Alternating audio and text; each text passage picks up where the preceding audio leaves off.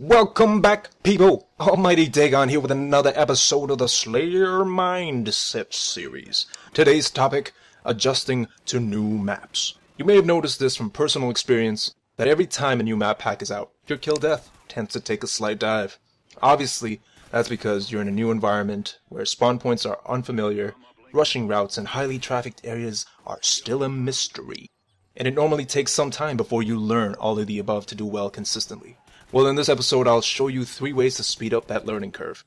First and foremost, try to maintain 2 lines of engagement. By that I mean position yourself so that the enemy can only approach you from 2 different angles. Oh my god, I think you just said to camp. No. Stop it. Stop. You can maintain 2 lines of engagement while moving by either having your teammates to your back or by keeping your back to the edge of the map or wall. If you find yourself in an area with 3 or more lines of sight, make a move to reduce that number by heading to the nearest wall or a teammate. This will actually be instinctual over time. You guys ever find yourself crossing an open area without looking both ways? And if you make it, there's that little voice in your head that says, "Oh my god, we made it." That's because your instincts are trying to tell you that you've died there before and that you're being reckless, you crazy maniac, you. My instincts took on the persona of Christopher Walken there, I don't know why. Secondly though, set a class that is stealth biased.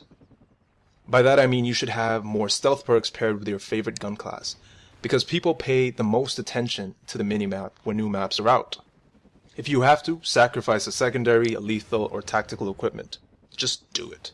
If you think about it, all these do is maybe guarantee you a single kill each, but being undetectable will grant you so much more.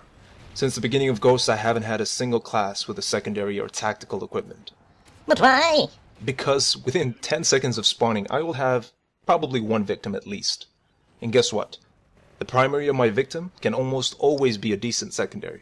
Unless you find yourself one of those stupid cat whisker red dot sights with an SMG, thermal scope, and a cookie cutter attachment.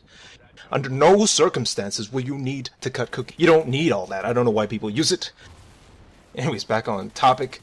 Stealth perks are key because I find that UAVs are also extremely popular around DLC releases. Dead Silence and Off the Grid are the best counters to this. I personally use Dead Silence on my assault classes, and if I'm in a lobby with a lot of UAVs and Oracle systems, I'll switch to a specialist class that has Blind Eye, Off the Grid, and Dead Silence. Thirdly, this should go without saying, but try using a silencer. It will keep you off the radar when it's up.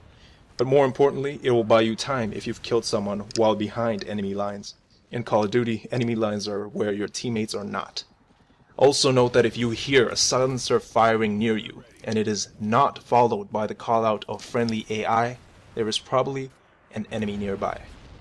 The same is true when there's enemy knifers on the loose, so pay attention to the AI callouts. Now, to prove that I do practice what I preach, you'll notice that I scoured all 4 corners of this particular map and even the center at some points. I want you to pay close attention to how I maintained 2 lines of engagement in most cases. And the moment I cleared one, the other got my full attention. If you rewind to the 2-minute and 25-second mark, you will see an 8 kill streak demonstration of just that. That segment also has to do with something called footprint awareness, which will be discussed in greater detail in another video. Anyways guys, I hope you enjoyed the video.